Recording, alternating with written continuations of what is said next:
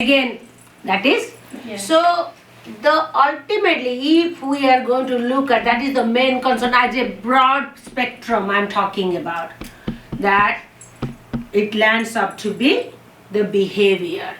So what is happening that it has become so complicated and complexly things are going on that then when I talk about behavior, then I am going to talk about that how many times it has happened, whether this behavior led to the diagnosis or the diagnosis led to the behavior. That question comes next. What happened here? So many times what I have come across that whenever there is a behavior, what you will say? I want to hear from you. Like nowadays it has become a very common thing about diagnosis. Like very quickly a child has a diagnosis for something. So can you tell me that how did they get the diagnosis? Is it because they were having a behavior problem they got the diagnosis? Or they have a diagnosis, that's why they have the behavior? Which one goes? Do you have any idea? Did you guys ever think about that? No. They have the behavior and then they have the diagnosis. How about you? Yeah. Because most of the time what happens, because I'm going to talk more detail about it in this 33 years of being an occupational therapist. What I specialize in children and I work with parents and caregivers all my life. That is what I have noticed, that any child has a diagnosis, parents they notice as a behavior at home. They do not know what to do. So when they are having that issue going on, what they do, they will take the concern to the physician. How helpful is? I am not here to say anything against anybody. I am just going to tell the fact, how it goes. How many physicians are aware if a child is having a problem with the behavior, how helpful they are? Has anybody come? I love it. Tell me, what happens after that? They do not know. They just say they're just being kids, they'll outgrow. First they will say, outgrow. They will say, they're being kids, you are being very concerned. If you ask too many questions, send to the specialist. So what happens in the process? Whoever, if the teacher is concerned, told to the parent went to the physician. So what happened? The physician first pushed it, then the parents like, no, my child is having this problem, something needs to be done. So because they do not know, why they do not know? If we look at why they do not know, you would think, because that's how we have been taught since as a child. Doctors, physicians are the ultimate. They are second to God. They should be able to tell us what's going on wrong with my child. Because the problem is the child did not come with a handbook and the pediatrician, they also do not know every child what's going on. When they are going to the school, what they are learning about? They are studying about, all the disease condition, cough, cold, blood test, Can any of our kids, that you can do a blood test that will say, oh, this is the reason the child is having behavior? No. And any children, they get the diagnosis. We know nowadays we have so many diagnoses and very quickly all the diagnoses.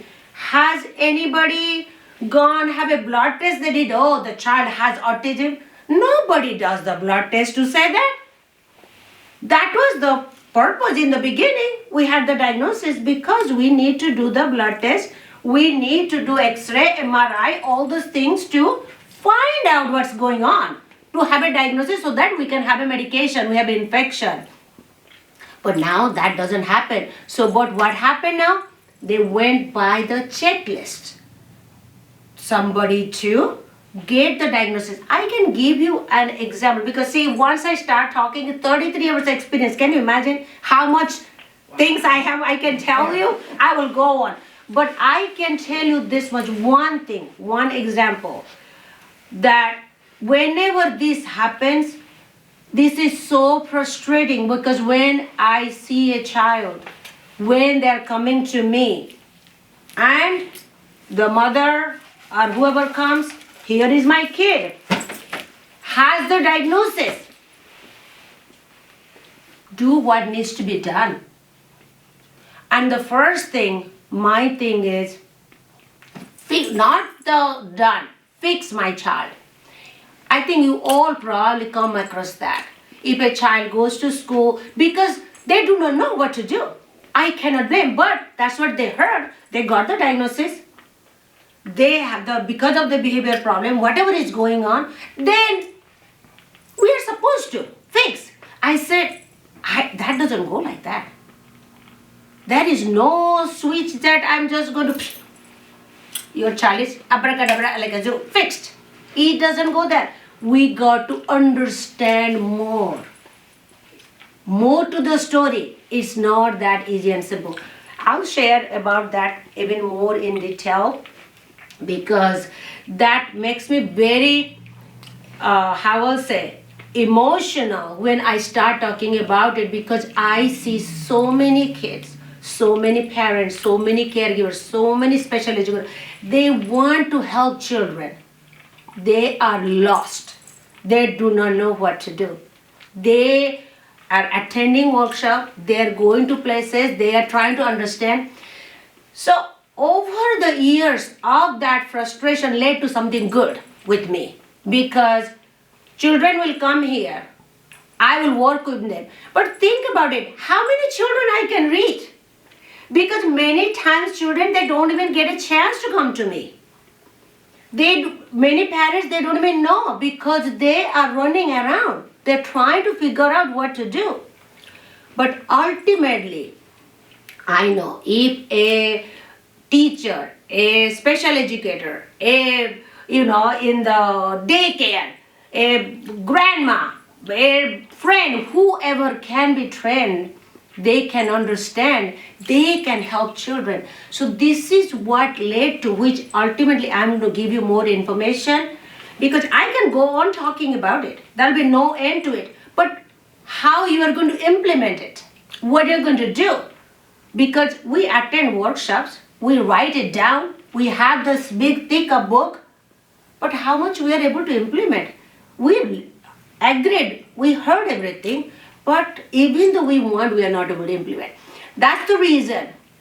Over the years of work, I prepared a course for all the parents and caregivers so that they can implement what I am doing here. I'll give you more information about it and you will understand the reason why it is necessary. And you mentioned about 0 to 10. So I'm going to tell a little bit about myself. I told already. I'm pretty sure you are all aware because you have seen my video who I am. I'm working for 33 plus years as an occupational therapist. And I mentioned about the course, why I established that, because the frustration of parents and caregivers, when I see there are so many people are like me who wants to help children, but they do not know what to do. To be able to reach beyond, that's what design, we figure out that what we can do to reach everybody. So that has helped multiple children, multiple parents, multiple school, and not only in the United States, in other countries too. And that was a big factor during COVID. Parents, they were desperate. They did not know what to do. Even special educators, they did not know what to do. So they were able to connect and do the course, and so they were able to establish that. So, before I go any further, I would like to know about all of you. Little bit, tell me what's going on with you, your life, go one by one and just let me know. Well, I stay home. I don't work anymore because I got my granddaughter. and she's a big challenge. She really is. She's got so much frustration, I think, going on with her that she doesn't know how to handle it. Okay, grandma here. Okay, Yes. see, big clap right there. See, this is what I talk about. Okay, I've so had her since birth. uh-huh. She's gonna be 6 next Saturday. Okay, I know you mentioned your toileting is priority, but there is Yes. lot more going on. It looks like only because that's what your goal is.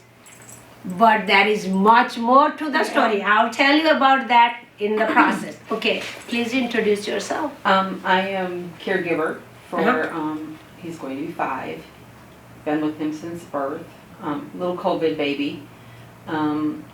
Perfect baby, but then once the world opened up to him, that's when we noticed changes, and we thought it's because all of a sudden he's out in the world. He never was. You know. He was Okay. home. Okay. But his behavior hasn't changed. He is defiant, flips a switch. When he's sweet, he's the sweetest little boy, super smart. I believe he has PDA. He has no diagnosis. Because I'm the caregiver, parents don't think he needs to go do anything. But if what he expects to happen doesn't happen, it's kicking, screaming, biting, swearing at me, calling me stupid idiot, and there's nothing you can do to turn it off. It has to go for 20 minutes, and then he's fine. Then he's back to where he was. He does fine in school, he cooperates, but at home, it's time for your bath, it's time to eat. He doesn't eat, he's picky. We just finally got him potty trained about 5 months ago, so he's late on that. We finally got that to happen. It's exhausting, you know, because it's when I dread picking him up from school because I know it's going to be 4 hours of abuse. Okay, I'm going to talk about that too. Like being a caregiver, what happens, how that works also. And Don? I am, I'm actually a family resource developer, so I work with parents in their homes to support them. Perfect. There you go. There you go. Excellent. Just wanting Yes. to gain more information to support parents better. That's awesome. That is wonderful. This Yes. is what I'm looking for because see, can you imagine to be able to reach so many parents, they need help, they do not know what to be done? Okay, that's wonderful. And My name is Katie. My story is very similar to hers. I have he turned 5 in October. He still isn't potty trained, has no interest in it. They do a little bit at school, but they force it on him. He doesn't really like that. And my doctor told me not to force him, so I don't, but he shows no interest in it. But he can go from, he's very sweet. I hurt my hand several weeks ago. He's the only person in my life who checks on me, so he's got this really extremely empathetic side. But then like he can get so mean. He'll swear at me. He will throw things at me. He will punch me. My way from my trauma in my childhood to deal with that is to shut down and freeze, which is not a good response, but I don't know what else to do. Other than my other response would be to go violent on him, which I don't want to do. So I've shut down and freeze, and like he will, like a couple nights ago I was sitting in the rocking chair, he was cussing at me and punching me, and I just silently sobbed, and he watched me silently sob and backed off slightly, but he was still punching me and swearing at me, and he has to go through the whole cycle, and then when he's finished, it's like we can move on. And he's horrible with transitions. Even for something that he's really looking forward to, I can't get him to transition, and sometimes we'll miss whatever he was looking forward to. Then he's devastated, goes right back into all that stuff, and I'm like, well, what do you want me to do? I said we had to go, you wouldn't go. You had a meltdown about it, even though you wanted to do it.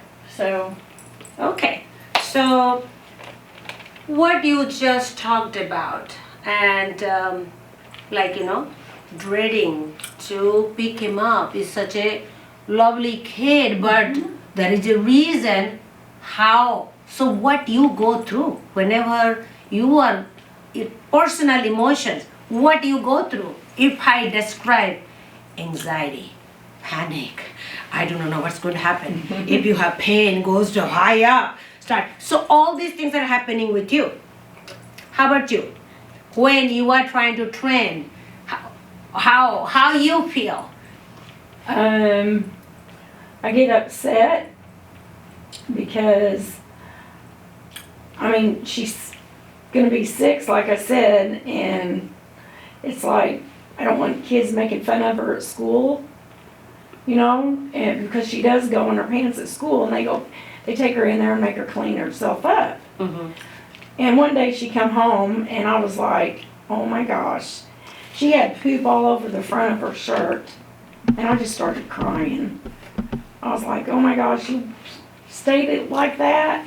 So I called the school and I asked them, and she goes, well, we can't help him. And I'm like, okay, so I'm home, so would you please call me? I will come down there. And so she hasn't done it in a while. She waits till she gets home now.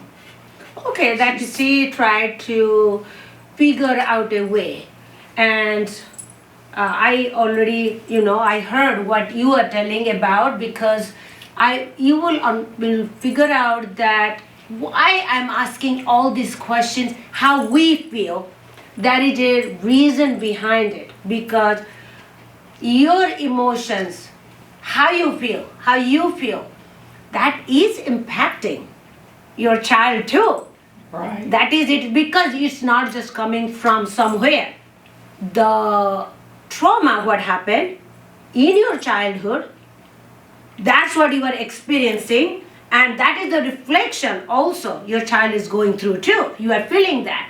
And all those experiences, whatever you are feeling, that is because of what is going on, that is coming from there. And that is much more. What you are sharing with me, it is much more than what you are telling me. Because there are so much hidden things are there. Means you are noticing, but you are not noticing, because you are like, okay, this is priority, I'm going to notice this. I don't want to notice this. So that's how we go up. Tell me a little bit, Don, how about you? You are here means you are feeling something to be here to help the parents. Well, I'm here, like, whenever I work with parents, I'm hearing a lot of things from parents, just as the ladies here, are telling me. So yeah, I'm just like empathetic and want to help them. Yeah, so that is what it is. So I am asking this question. There is a big answer to it. Why? The reason is. Another biggest factor is when we talk about pregnancy,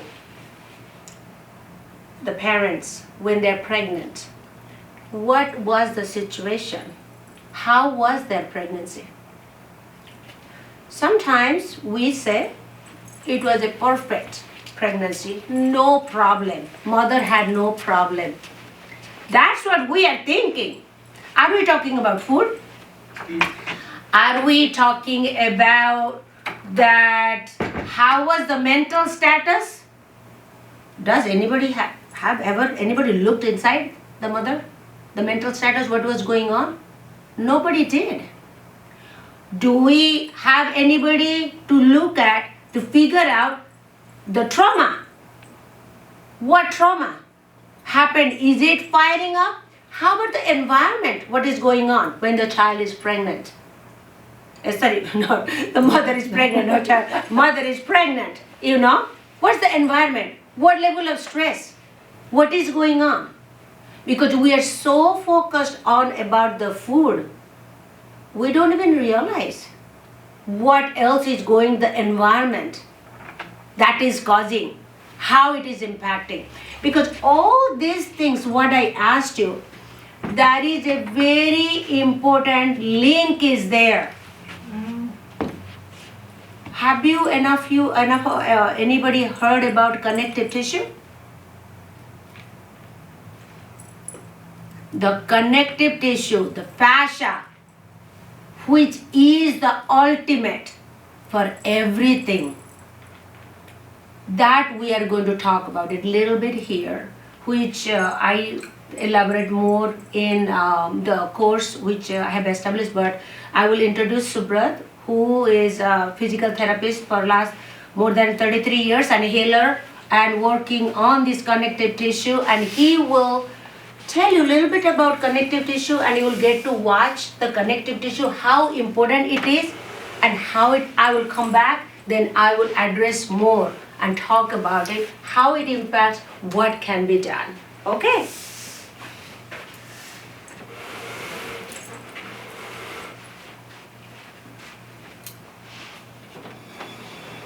That's a short video there.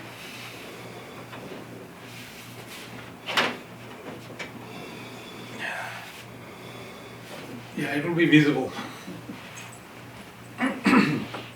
So, it's nothing science. It is kind of, we could go through a little bit here. It is important to understand, otherwise we are doing a lot of guesswork, and that is the problem. Okay, this is very important to understand this part, because this is a common thing we have been told, or we get trained, that our body is disconnected, right? So if you have a shoulder, or you hurt in your shoulder, you have a shoulder pain, right?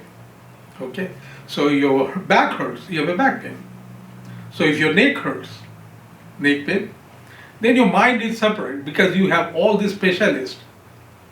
So if you have a problem, then you go to a psychiatrist who's going to try to treat your mind. So the basic assumption is our body is made out of muscles, right? Bone, some kind of tissue, blood. But that is not the basic building block of life.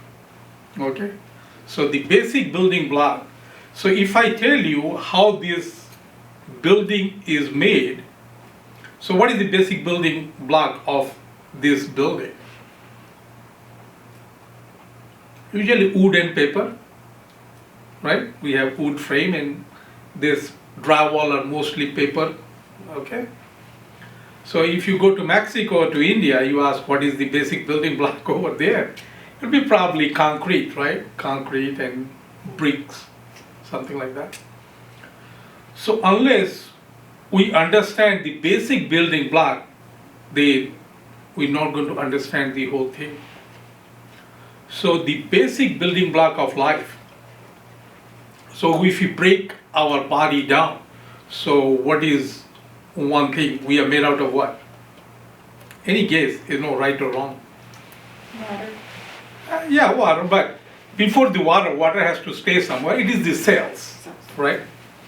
We have 3 to 6 trillion cells. We don't even know how many we have. Trillion cells, and every cells are individual, right? Individual.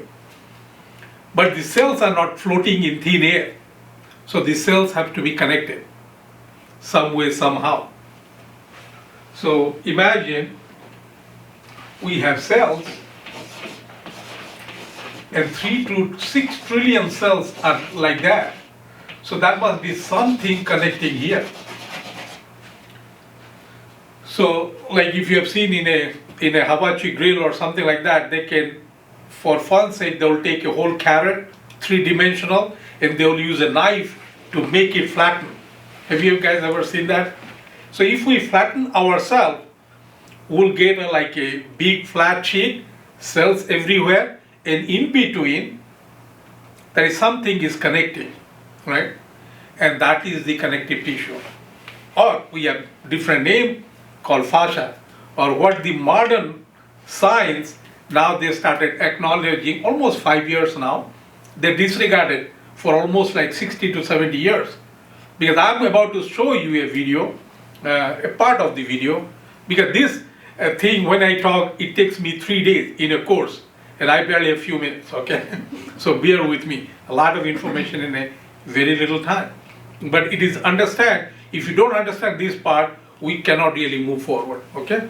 And this is going to help you too. Forget about the kids. It's going to help you yourself. So that is the connective tissue. So if I ask you, have you ever seen connective tissue? Have you seen one? No idea. Any of you eat meat? You're vegetarian? Yeah, I'm too. She's too. Yeah. Okay. You ever ate meat before? Yeah. Very good. Have you ever seen any animal butchered? Never. Yeah. Okay. Well, it's going to work too, because if you buy a rib or something like that, so when this is the only way you can kill an animal. After you kill the animal, a deer or goat or a cow or something like that, you have to hang them upside down. You take the skin from the hook, and you take the skin off as if you are taking somebody's clothes off. Pull it upside down. Then if you cannot pull it, then you have to work your way through. And this is a technique, is there for hundreds of years. So even if the modern butcher houses in Chicago, I used to treat one guy, he was working in one of those things, they still hand peel the skin. After that the machine can take over, right? But they still have to do that by hand, because there is no other way of peeling the skin, because there is something out there which sticks with the skin.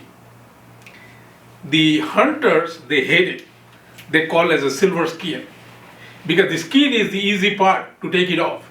But behind the skin, like if you buy a rib, there is a small skin will be there, which is tough but kind of translucent, and you have to cut very carefully. It's hard to cut, hard to hold on, kind of stick with it. That is the connective tissue or the fascia, the visible part. But there is more to the invisible part. So that connective tissue is actually covers every part of every system of the body. It looks like a fishnet in a microscope, and that covers every muscle fiber, every bone. Not only that, it is three-dimensional. So you guys ever use to exfoliate? There's a organic gold you can buy. I don't know what they call it. You can buy it in farmers market too. Here they will have a vegetable. Once it get dried and all mature, they beat it up, and it looks like a kind of a nail kind of thing. And people used to exfoliate, like you can. Loofah? No, yeah. What? Yeah. Loofah. Yeah, something like that they call. Yeah, they have different names. And they make out of exfoliation from that. So if you keep that image in mind, connective tissue is that way. In nature, everything that we call as a fractal, everything is done that way, like a fishnet, three-dimensional. That is how it is. So muscles are nothing more than the modified connective tissue. So your bone is a connective tissue too, but it is liquid. Okay? Your bones, if you take the calcium out, it's going to look like a fishnet. If you take a piece of a bone and you dissolve the calcium, it could look like a fishnet. So pretty much everything is connective tissue, and that connective tissue gets formed second day of life. So when an embryo get before formed, like a sperm and egg meet, so it takes almost like 24 to 48 hours to make an embryo. Before even the embryo is made, it makes something we call as a fascial blob. It look like a very tiny, minute blob, and that is the whole connective tissue. That's the first thing get formed. Then the embryo get formed, then all these changes do happen. Okay? So how does that fascia looks like? Actually, it is fascinating. It's beautiful. Let's see if I can start this.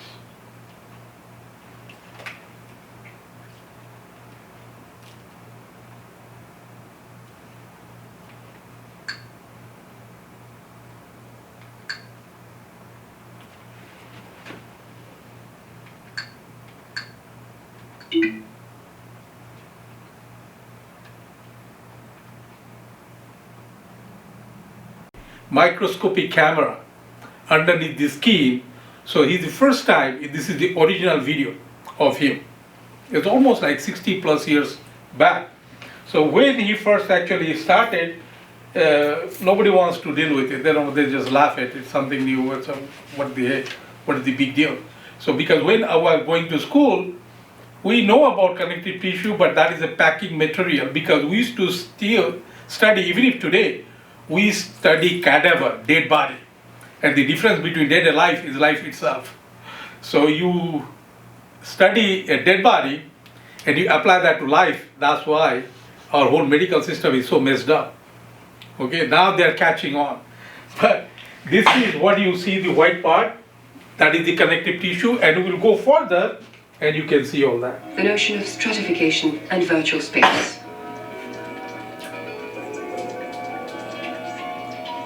In vivo observation or with electron microscopy after dehydration,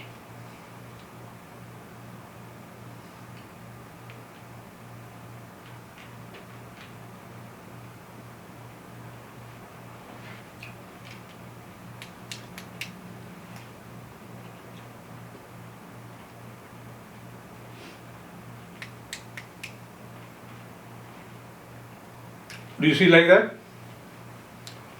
How that kind of looks? This is almost like a couple of hours of video. Unfortunately, I don't have the time.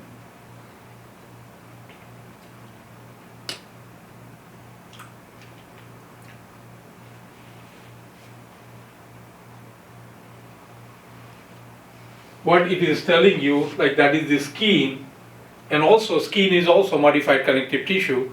So this is how the layers are get connected, right? So even if I touch here, how the connection, I can influence something else. So this is how the connective tissue, and you can see how it is three-dimensional, like that. What we are talking about. in the vacuoles and an armature of collagen fibers. This confirmed what we had initially thought about the pulling and tugging going on between the vacuoles. Moreover, thanks to this discovery, we were able to confirm that not only the tendons were able to move independently from each other, entire organs could do likewise.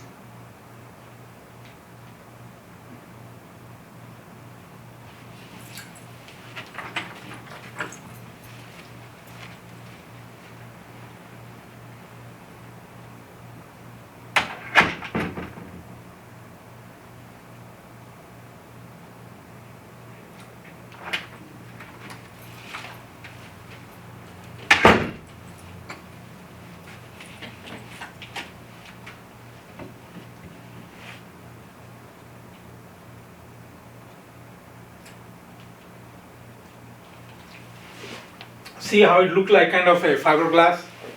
Looks like fiberglass? Actually, or fiber optic? Actually, these are fiber optic. These are true fiber optic because it's filled with water. Because if we are saying we have so much of water hiding in our body, so water is supposed to flow down, but it never really flows down, right? So it stays inside there. And these are the informational highway. Remember I talked about, and these are the fiber optic network. So they not only give nutrient, all the cells, they communicate all these cells. Because in an organization, in order to be successful, they need to communicate with each other.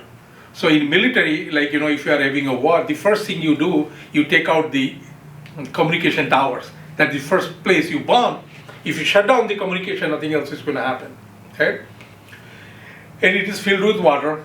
It is fiber optic. Okay? And this is the reason we are completely liquid crystal.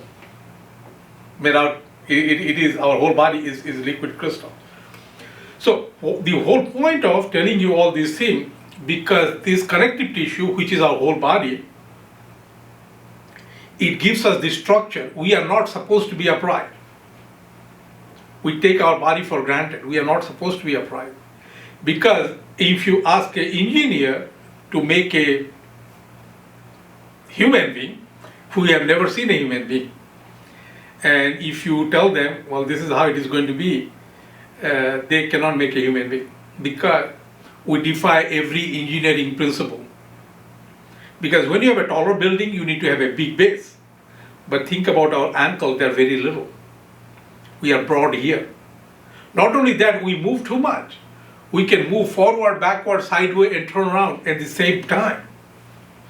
That is impossible. No machine can do that. Okay? So, we are unstable design, but we are moving so much. It is possible because of the connective tissue.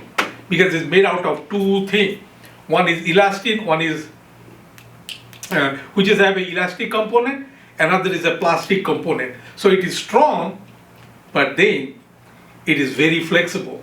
So we don't have anything in the nature. Engineers are trying to make it for a long time, which is strong yet flexible. They could make it. Not yet, right? So it is, besides it gives us the structure and everything, it does another thing. It stores memory. You must be thinking, what the heck you are talking about? Isn't all the memory stores in your brain? Yes and no. Brain is basically a CPU, central processing unit. Okay? Then it stores some memory, like in a computer, like any computer. You need few things. You need to have input device, right? So where you gather up data. Then you have a CPU which processes the data. Then third, which is very important, is the hard drive, which stores the memory. And your connective tissue, which is wherever you need more, you have more connective tissue dense, like brain, it is very dense. Your heart, very dense connective tissue. So certain areas you have much more denser connective tissue, and the whole, so the memory is stored all over your body, throughout your body, not in one place, not in your head. So when we think like that, if that is the assumption, we are wrong all the time, right? Because we think your head has the memory, not really. You have a hard drive. Not only that, as when did I tell the fascia get formed? Second day of life, right? So baby inside the womb, from that onwards, it is storing data throughout the life. So it might not be able to recognize or may not be verbalized, but all the data or the memory being stored being in a mother's womb. So anything that a mother felt, child felt everything. Actually, another thing, you know, our body produces electromagnetic energy. How do we know? We don't know. So, you do MRI. You heard of MRI? Magnetic resonance imaging. So the MRI fulfill is called as the magnetic resonance imaging. Right? Resonance is you have to have equal and opposite energy. So it's going to go, bounce, and come back, that it can form an image. So in order, you will see there is a tube, they put you inside to do the MRI. So that is a magnetic field it creates. So it has to bounce against some magnetic energy in order. So they are bouncing against our own magnetic energy. And that magnetic energy actually collected is produced by this connective tissue. So that it can only measure up to 11 feet, that we know of. But that electromagnetic energy is always ever emitting. So this is why, if ever happened to you or not, it happened to me many times. So you know somebody, a friend, family, they might be living thousands of miles away, maybe across the globe. If something is bad or good happening to them, you can feel it. Then you say, well, what is going on? That is the fascial connection.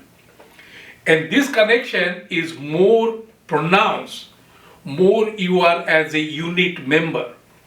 Like as a family, this attraction and the bond is severe, no matter. So even they get a child, a mother, and the mother and child get separated, still that bond will be there. That is the fascial connection. So if a mother is stressed, if they can fake it, nice, but the child can feel it. And I don't know about you, we have tested this billion times. My kids were little before the age of cell phone and GPS. And sometimes we take them to St. Louis, And that time we knew we moved from Michigan. And we have to go through the map, and we are going somewhere for them. We get lost, road closure, this, that, it happens all the time. And the time we lose the road, we cannot find, and they have to go pee, they are thirsty, they are like asking you too many questions. At that time you are figuring it out. And that is their reaction. And that is the connection. We are not showing anything. Okay? It's not that over the years when we treat somebody. So that is the connective tissue connection.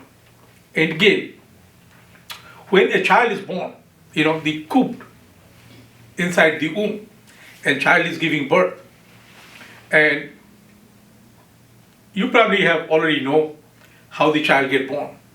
It is the weirdest way of giving birth.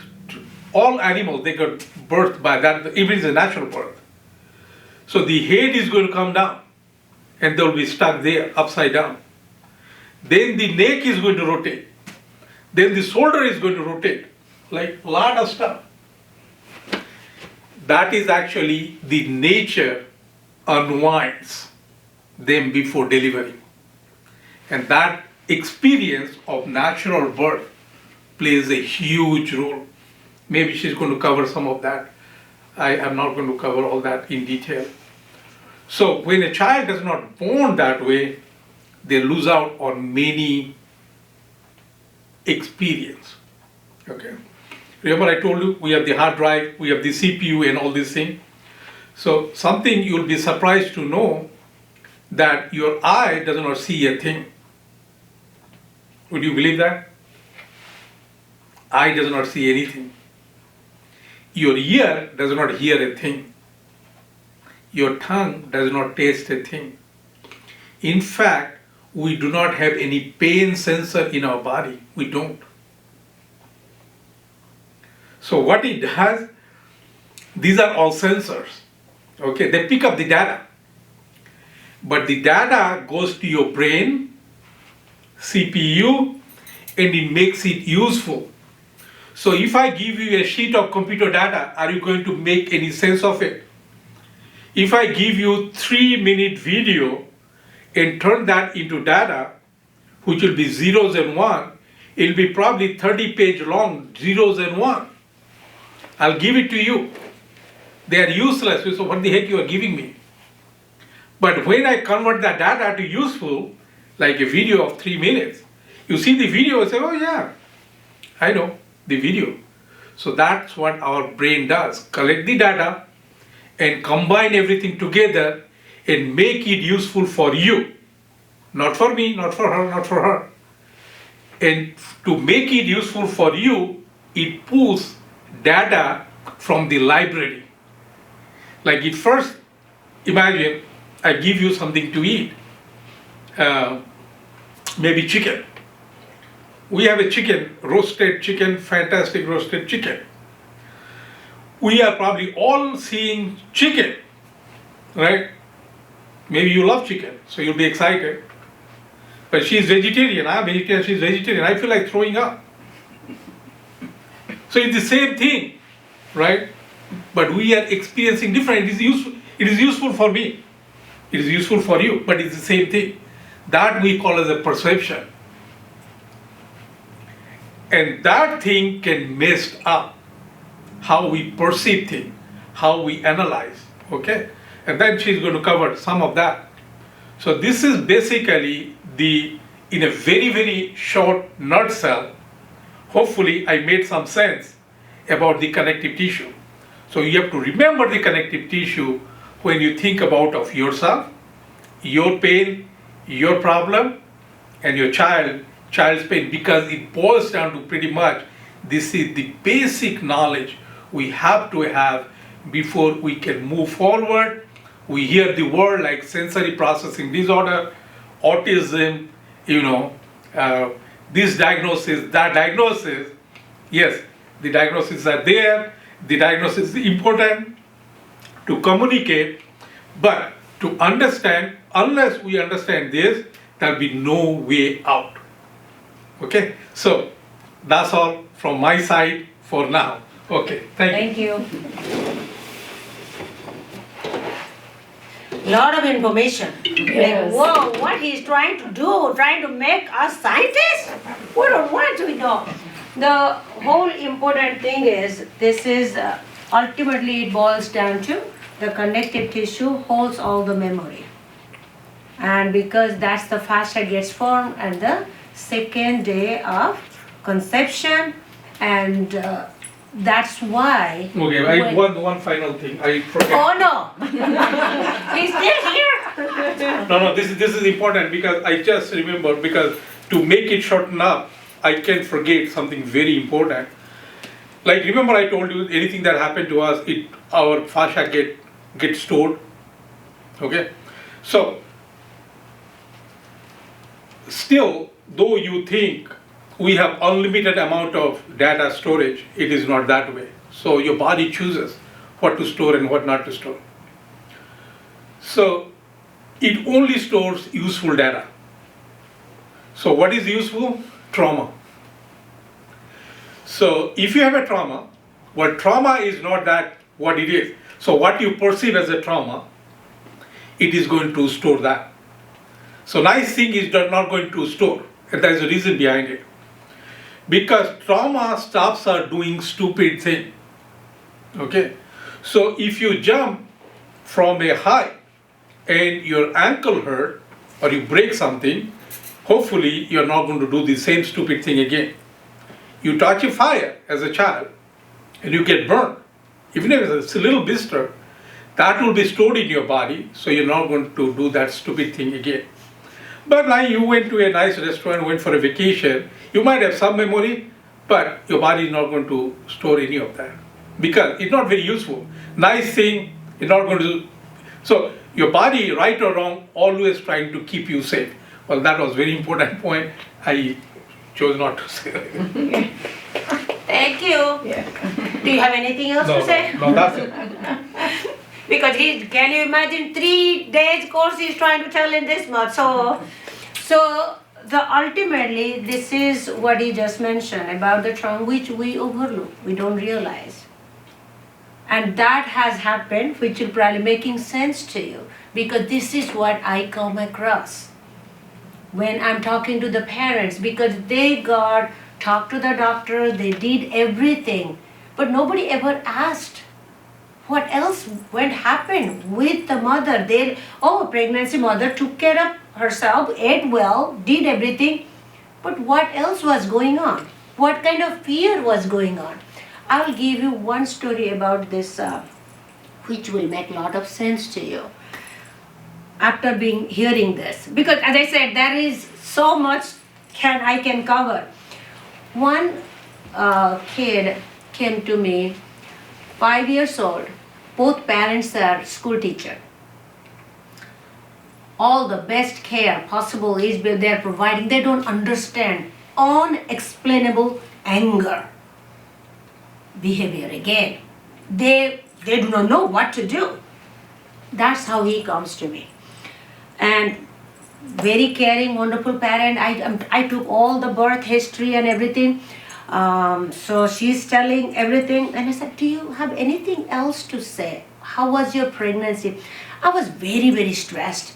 Otherwise, everything was fine. I said, okay, why were you stressed? What was going on? She said, actually, she was not able to become pregnant, so that's why they had to do the, what we call that. IVF. Yes, so they had to do, but she had 3 babies in her womb, okay? First baby she lost in 3 weeks or 4 weeks. Then she lost the second one, I think 4 or 5 months. So only this baby survived. Just imagine what mother went through. Yeah. Then imagine what the child went through. Mother was going through the connection. We know twins are connected. So there is no explanation for the anger. Mom, dad, they're not able to understand what is going on. And not only that, this is part of the anger is going on behavior. But whenever all these things are happening, had the baby through C-section. What we talk about, unwinding, the squeezing, all those things did not happen. Then also I was talking to one of my the kids' mom. She did not know having this vacuum, using the vacuum while giving pulling it out, pulling the baby out. So what are the things it did? It impacted. You all probably familiar with sensory processing difficulty. Have you ever heard about sensory processing? You probably heard a lot about that. Parents they talk about, my child has. You have heard about? I haven't. You haven't? Yeah, I haven't. You have? Yeah. Yeah. How about you? Have you ever heard anything about sensory processing difficulty? Mm-hmm. So you all heard about it. Do you know anything about it? Did anybody ever tell you what it is? What happens? How? Okay, so that's good because that is a lot. I have to be here for like at least I do not know how many days to explain it to you. If we look at it, we all know about 5 senses. We know about it. But nobody talks about 2 more very important senses, which is vestibular and proprioceptive. Have you ever heard those terms, vestibular and proprioceptive? Okay. Do you know anything about it? You have heard about it. What is vestibular? What is proprioceptive? One of them means like where you are in space in relation to everything else. Okay. See, you have a vague idea about it. Will you not like to know more about it? What it is? Because ultimately, all these, another one is very important among all the senses is tactile. How many of our children, when we talk about problem with toileting, you talk about the behavior, what is going on? Everything is fine at school. Holding on, all the stimulation happen, comes back home to spill it out. Because, okay, before I go about a little bit about all the senses, do you guys travel? Have you been to the airport? How you feel being in an airport? Are you feeling excited? Oh, I'm going to the airport. So if you are in an unfamiliar airport, how many things you are going to figure out? And during COVID, how it was? Airport was? We all our senses gets heightened when we are in the airport. No matter how many times we fly regularly, how many times I have flown, I do not know. I cannot count. But every time, being in the airport, you have so many things to figure out, so many things you have to do. All your senses heightened. We don't feel very comfortable, but we have to do it. Being an adult, we cannot sit and cry about it. We have to do it. We do it. These children I'm talking about with the sensory issues, every single day is like they are in a very busy airport. Navigating through this airport. So that's why what the behavior was, as you are seeing, it has to do with what is going with their senses. Unless we go to the root cause, what we are feeling, doing, and also Subrat mentioned about how we feel, our children, they are able to sense because the connection what we have. So that means we have to do things for ourselves too, which I am going to show you a couple of techniques, what you can all do for yourself. And I am elaborately showing everything. I always say we have to take care of ourselves first. Then only we can help others. It's not being selfish. It's being actually unselfish because you are taking care of yourself because you have a big task ahead. So that's why first thing we have to take care of ourselves because we have to lower down how we are feeling. Until unless we do that, we cannot deal with the children who are having problem. Because the question is there, what I'm going to do? I know these things are going to happen. How am I going to shut down? It's easy for me to say it. No, I'm just not saying. There is technique, what you can do. I will show you one of the techniques, what you can do today, but there are multiple things you need to do and practicing regularly. Detailedly, I mentioned about in my course that you do this every day for yourself, then you implement with the kids. How we are going to calm down their senses. Because when I talk about vestibular, you talked about proprioception. Proprioception, body position sense, we are talking about. Lack of body position sense will create problem with body training. They do not feel the way we feel. So there are many things going on. Why that happened? Can we find the answer? No.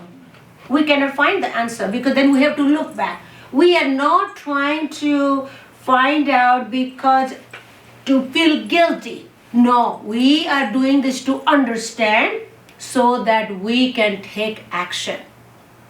That what we can do to move forward and to understand so that we can provide the best outcome. So when I am talking about proprioception, body position sense, a child, have you come across that the child can go bite and push and hit? You have seen, all experienced that. That appears like a behavior, which is actually not true. Because the body, this child, the body, the senses does not process the information the way it needs to. And most of these children, they have high pain tolerance. Nothing matters. So when we are trying to explain, it doesn't make sense to them. So if we are just, so what will be the outcome? What we can do? I can give you one example of one kid I saw. Mother called, the child is biting. Okay, and got the diagnosis with the child.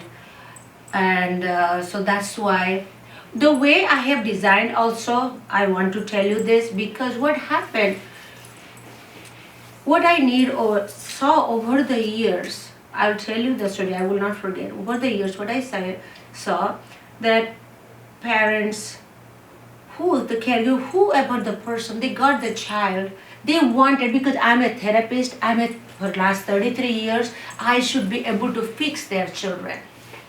Is it possible for me to? No. I wanted every person to be involved. Everyone who is involved in the child's life. So that's what I noticed. Parents sometimes will come, they will sit outside, they have no interest. I'm like, no, my door is open. I want you to be trained. But even then that did not work out. What happened, I will tell, but nothing got followed through. I said, that's not going to happen. You got to, and there are many parents, they have monetary issue, they have a lot of things, they cannot come for therapy, bring the children regularly. I said, I have no problem. You got to do this course. You want me to help your child? If you do not do this, you do not understand actually what is I'm going to talk about. If I go on talking about, hey, your child has a body position sense problem, it will not make sense. What I'm going to say. But what you need to follow through. You are watching, you will not make sense. Chandana, I text my daughter or son does this.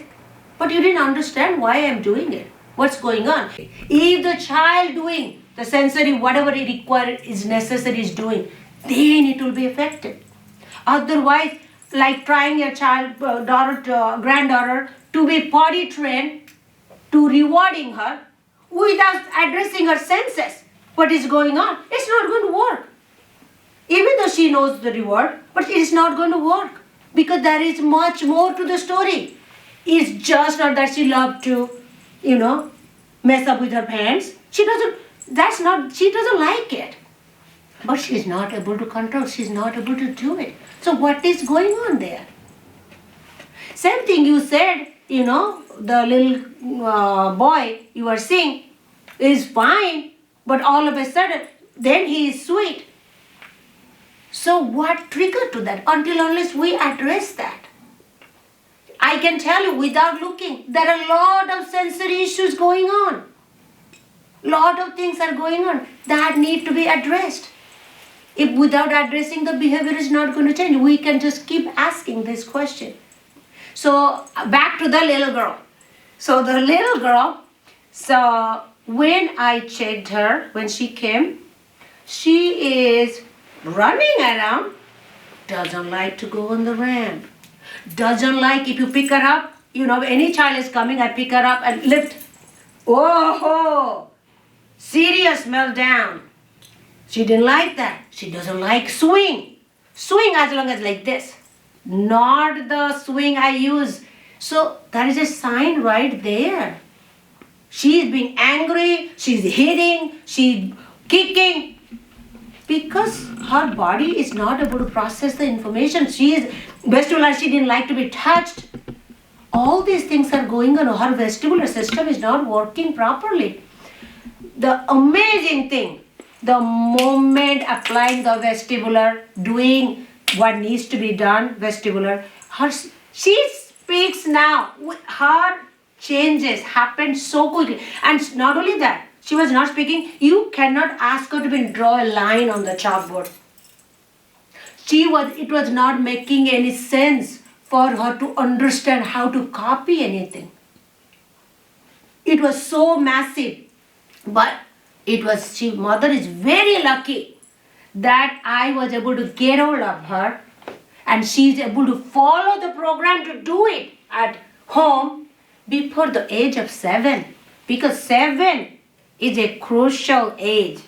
We all know that. All the pruning happens, that's the time. If we do not fire the neurotransmitter, whatever needs to be fired, then it's going to pruning, it goes away. So we must do everything possible.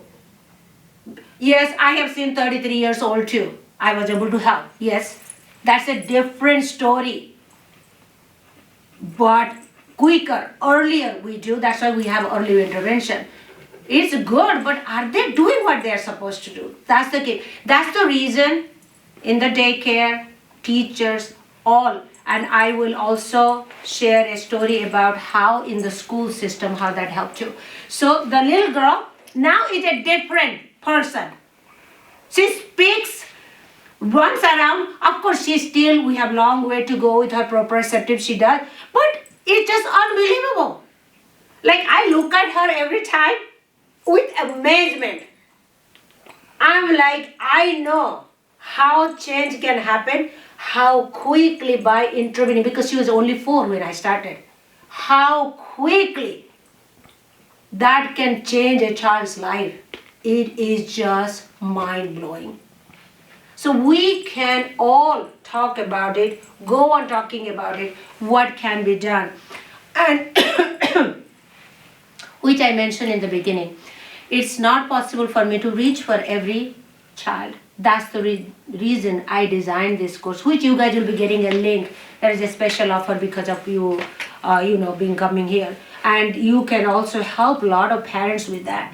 So the thing is, which I told you, parents, they thought I have to see them to just only take care of the child. It is not necessary.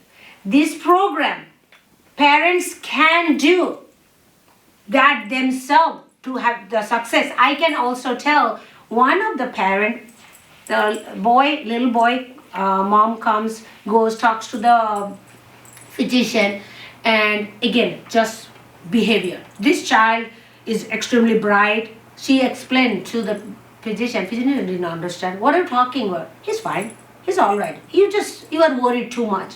But she is seeing all these behaviors, aggressive behavior, hitting and doing all of a sudden from nowhere, being angry. So she was concerned. So she came herself. And she's a mother. I really salute her. She has 3 children. She's expecting 1 more. She followed the course to the dot because she could not bring the child regularly like how I would like to see children. She maybe once in a week, sometimes once in 2 weeks, but she followed everything to the dot. Her daughter, her second daughter, was having problem. Like she will be sitting, W-sitting, she will be flipping her shoes, and she was also hesitant. She followed that. Her daughter's problem is all better. Also, along with, she did everything with the whole family. Little one, who is not even 2, is doing somersault. I was just like blown away to hear, and the changes happened. And ultimately the outcome is so amazing. But if we just think about, okay, somebody I just need to see constantly I will be doing, then I cannot, it's not possible. That is not possible. There are a lot of people, they are quite far away, they cannot come to see me. Somebody is coming, even once, but they are following the program. I can, hey, you are doing this, applying this is going on, are you able to follow through? That's great. But I have a parent also, has had time. She said, I am following the program, but still I want you to see my children. I'm like, I have no problem. I will see. So no, I want you to see them 2 to 3 times. Because I said, that's not a problem, but as long as you are following. If you are not doing it, I can see them 5 days a week. Still it is not going to be effective. Because this has to be carried over. So I was mentioning about like one of my friend, therapist, what happened, she had never worked in pediatrics. Never. Okay? COVID hit. She lost her, situation happened, lost her job. She had to work in school system. Calling. Chandana, rescue me. I'm a therapist for last 32 years. Never worked in pediatrics. What should I do? I have to take this job, but I do not know. Help me. Can you come here to, I'm like, she's in Missouri. I'm like, how? Is it possible? I have my clinic, my patient, but I need your help. And actually she was, make the matter worse, she was in one of the schools, have the most difficult children, and no therapist they can keep, and no special educator they can keep. Is children they're bad, or people they do not know how to handle? So that we have to decide. It's always other way around. Children are not ever bad. It is always people who are handling, they do not know.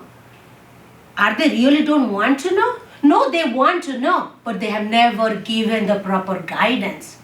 I went to here to talk to the special educator unit here in Tri-C to tell them this program that can help all the children. If the special educators they do, they can implement it in the classroom. So same thing what she did. So when she called, I said, okay, I cannot come, but I have this course. You can take it. And you can take it, you do it, and you can help your principal. They were all frustrated because they did not know what to do with children. Because everybody's young people, they will come, join, being excited, they get frustrated because they cannot work with the children. So they leave. So every few weeks they're having some new people to train, but outcome is not good. These already children with sensory issues, they have difficulty. They have to have new people. So they are acting out. So she implemented, she trained the principal and all the special educators. So she got a recommendation of doing the highest possible. She sent me that. So Chandana, I cannot thank you enough that providing this, actually in the video probably her picture is there too, you will see. And she said that could, see when I was doing this course and establishing, I knew it is going to help. But I did not know what extent people are going to be able to follow through to do it. But I have seen the amazingness it, because the reason is, as I said, I can keep talking about it today, about the vestibular proprioceptive, but how you know what to do? First of all, you have to understand what is going on. Put it that. Yes, they have a problem. You are seeing that is a problem. But to know exactly what is going on with your child, to understand it. The ultimate is to not to ignore, to take action so that things can be done. The children, they can have the what they need, the proper care. Okay? And I promise that I'm going to show you a couple of techniques. Okay? So, are you guys ready? Okay. So, first of all, which I don't know about you, now I don't feel anxious anymore because I have been practicing what I do for a long, long time. No matter how difficult a child, adult, never bothers me. I am not worried.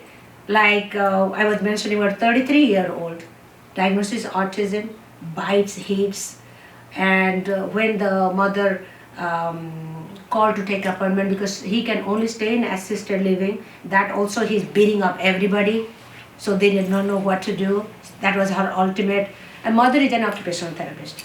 She calls, she calls and she said, are you going to take the patient? My front office, they were all worried. They're like, Chandana, are you sure? 33-year-old, you are going to take, I'm like, listen, you have no idea, it'll be fine. Bring him on. And he did amazing. Man, it's just unbelievable. Because why I mentioned that, it's all about how we feel. We can change it. If I had a fear, he would have sensed it with a heartbeat that I am, so that's how he would have acted out. One time, I could see through the reception window, I just saw he was with a caregiver. This caregiver, she is 2 to 3 times bigger than me, okay? He got hold of her from the neck. I just saw and twisting. So I just walked out. I just called his name like, hey, what's going on? Stop. He let go right away. And said sorry, and he was fine. Because it's all about, I had no fear that he's going to get hold of me, he might, hit me, fight me. I didn't have that fear because I have confidence in me that nothing is going to happen. Why he is behaving that way? Because probably something triggered, we do not know. What aggravated him to be doing that? I do not know. But just not having that fear of what is going to have the consequence, I just went there, I was able to control. So I will give you a couple of tricks. Then when I mentioned about anxiety, we all feel anxious at some point of our life. Probably pretty much every day. Every time when picking up the little and every time thinking what phone call I'm going to get for my granddaughter, and every time thinking like when my son is going to be mad and hit, so those kind of things, the anxious moment, how we can stop. Are you guys aware about breathing exercise? Anything? Okay, so tell me, what do you know about any breathing exercise? Who does what, how you do? Miss, you know about breathing exercise. Anybody applied breathing exercise? How about that? I should say. You apply breathing exercise? What is your favorite one? Just stopping, taking a deep breath, breathing in, holding it for a few seconds, breathing out longer than the inhale. Okay, that's good. How about you? Like the box breathing, where I usually breathe it in for about 8 seconds. I think it's normally 4, but I do it longer. Breathe in for 8, hold for 8, breathe out for 8, and then wait for my next breath for 8. So it's just a box. Okay, so you do that. In through the nose and out through the mouth. Okay, so you all, how about you? we were going to a therapist and she had her to be like, you know, this is a birthday cake, it's got a candle on it, you know, take a deep breath and then blow it out. Okay, so pretty much all of you are doing the breathing exercise. How is it helping? When you usually do the breathing exercise? When you are under stress, when you're feeling anxious, or you just do it as a Both. As a prevention. When she's having a meltdown. you are doing prevention. Do you have children? I have children. Okay, so you do, like, you have a routine when you do, and you do both, like, you know. How about you, when you do the breathing exercise? On my drive to work in the morning. I have 7 minutes to breathe. Okay, how about, what do? You said you were a caregiver, do you still work? Yeah, there's 4 of them, so. The 4 children you take care of? Okay, she has her hands full. So this is going to guide you. This course will guide you to help you, because you need that tool for sure. That will make a lot of sense, because you can do things with the 4 of them, which I was mentioning about the mother with the, like, you know, the children and all the teeny tiny how she did and how it worked out. That's just something amazing. First time if we are thinking, yeah, I will do it, everything will be all right. No, it takes time. Doesn't matter how they do it, as long as they are doing it. That's all matters. Okay, so when you do breathing exercise? When she's having a meltdown. I made her stop. And I said, hey, I said, breathe. And it that even makes her even madder. That is correct. Yeah. So if you are mad and I come like, hey, breathe in. You are good, who are you to tell me like that? You know, if adult we can get mad, how we think children are not going to, like, I'm not going to breathe. And actually what happens, what you guys are already doing the breathing, it is good. But if a child is upset and we are trying to ask them to breathe, it is not going to work. They're not going to listen. They are going to get, you said, she gets even mad. But there is, in breathing, there is another technique is there. I know we have been taught, and I'm so proud you all are doing this. This is very good calming exercise. But it has to be done properly. Like the way she is doing, the way you are doing is good. Having that count, actually that helps to keep our mind calm.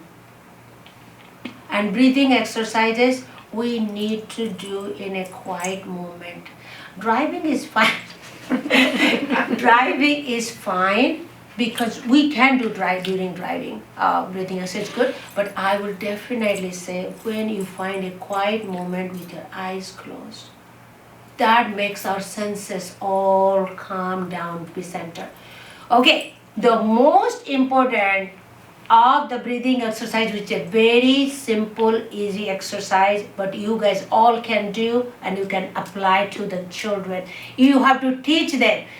This is the most successful exercise. All the parents they mention, they will catch their children doing it. Humming. Do you know why? How many of us, when we don't feel good, we hum? We like to, we don't have a singer. We like to, if we do it, if you right now you hum, it makes you feel good. Did you ever? I've done that before. I'll be in the store. And Doesn't it feel good? Oh, I do that too. I'm like, okay. So humming, and you will notice children, they do also. So, do you know why? Humming? So, because I did not think that I would talk about breathing, it will become another class, but I'm going to tell you. Humming, that stimulates our vagus nerve. Have you guys heard about vagus nerve? That's a big deal now. It's become a fashion. Vagus nerve stimulation, it's a fashion. As you know, it's not to make it a fashion, but the vagus nerve, which is responsible for all of our functions, breathing, then our cardiovascular. You know how when you don't feel, people they feel sick, Like, somebody's spinning, they have vestibular weakness, and they are feeling like they are going to throw up. If we stimulate the vagus nerve, that's going to shut down. So how we are going to stimulate the vagus nerve? Just by humming. How? If you teach your children to hum, they will do it. And when they're upset, they are going to be able to do it really well. If a child has a problem to do it, how they're going to do, I mentioned in the detail. Because every child we are talking about, they are not going to do the way we would like to. So the modified version I talk about in the course, because it tells you like how you can teach a child. But I'm going to teach you right now. It's a very simple, easy way. Probably everybody knows, but I will see how everybody can do. We are all going to take a deep breath. You guys are going to do with me. And while doing it, it's your best idea to uncross your leg and put your palms. Okay, you are going to take a deep breath.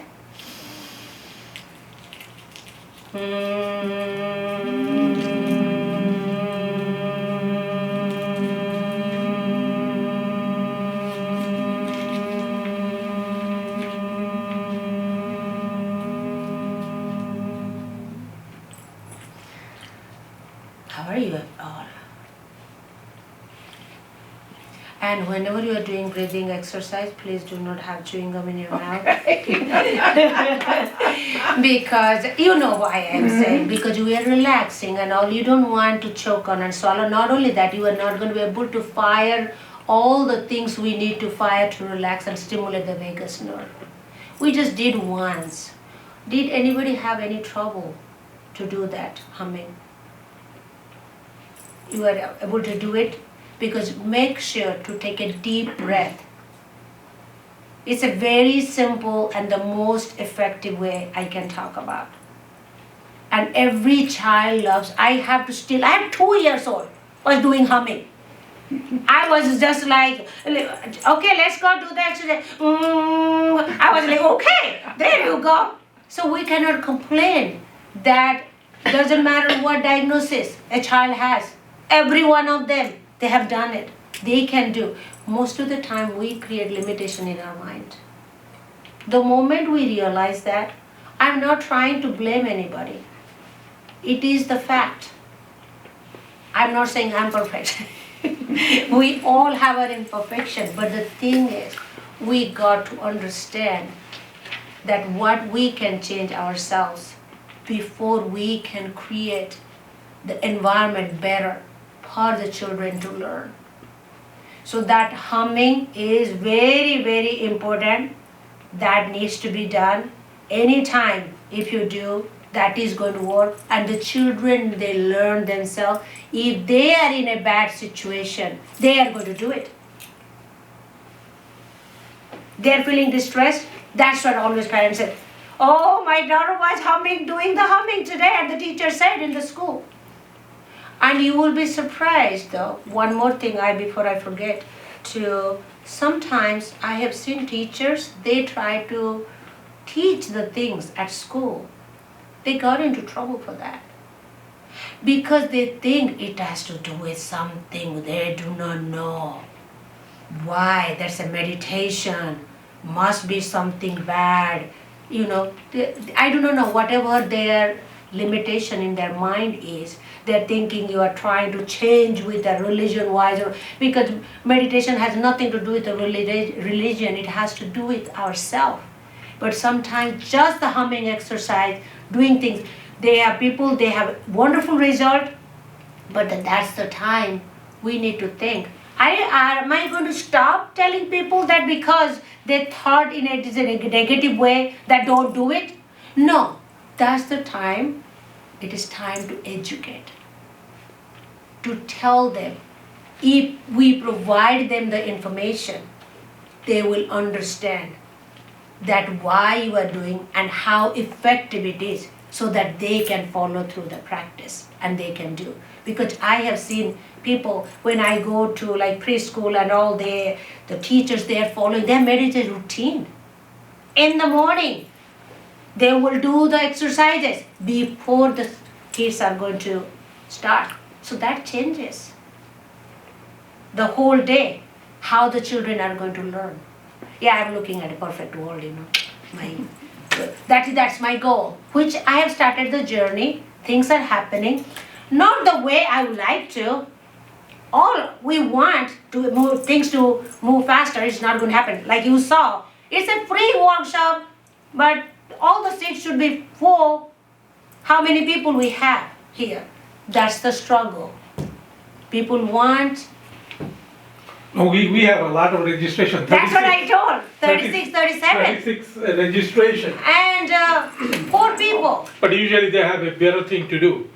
Or they don't understand, I don't know. It But happens. this is something it's frustrating, kind of, but it used to affect me more when I was younger. But now, I feel their time has not come. But What on the else other I way, can say? people from Canada and elsewhere Yeah. from India, they call and They call do the and they course. are taking the help, they are doing the course, because they are seeing the result. And as I said, it's a battle. But I'm happy you are here. So that we, one at a time, we can make a difference. Because that's how I find out. Like one parent will tell other parent, rather than the pediatrician, I have parents. We have word to mouth. More people, they come here. And more they take help. They will be like, okay, can you please send the link to this person? They want to do this. Because that is a stigma. People, they don't want to come and talk about it because they have the fear. They do not know me. They think I definitely want a diagnosis. I want to put a diagnosis on a child. No, doesn't really matter. Having a diagnosis did not help any child. No, yes, they get a little bit special education. They might get speech therapy or whatever they are going to get. But ultimately, they still have the problem. Like I told you, this little girl. I can tell you hundreds of stories like that. So, but as I said, right now, if she has speech therapy, it's going to work. Because I addressed what was lacking. Otherwise, it would have not worked. And she was also had struggled with potty training. Because whenever the senses are not working properly, the child will not willing. Because that is a fear right there. They have not able to process. So that goes on. So I gave you humming. There is one more thing I can show if you can do with your children. That is wonderful. And that's a very simple thing, but very, how I'll say, not actually difficult, but how you are connecting for the child to be able to do, because I am telling a generalized thing without seeing your child, and because there could be some limitations, which I mentioned about the reflexes. Some children, they're stuck in that reptilian brain, so they don't like to be laying on their back. They feel uncomfortable. Because you see lot of adults, they sleep on their belly. They still have some sensory issues. Whatever has happened, they carry that. So that doesn't mean that they cannot function at that, but they still have the problem. So they could have that, but this one is going to help them too. So that's something I will tell you. That's a simple stretch. Very simple stretch. Do you think anybody ever takes a children who is running around, walking around, they go and do a stretch for them? No. Nobody does. Child is fine. Why should I do a stretch? That stretch changes their proprioceptive input, their everything, and it integrates their reflexes too. A simple stretch. But as I said, it doesn't happen because nobody's aware about it. So I'm going to show that. Then I will take some questions. I thought it would be 1 hour, but it's going to be almost 1 hour. That's how it goes. But time flies by. Okay, so this stretch is about, you are holding the child one leg right here, the other hand here, and stretch. Usually these children are very, very tight.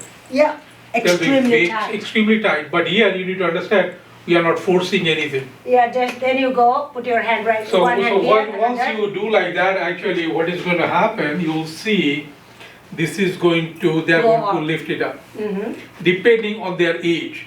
So they will started having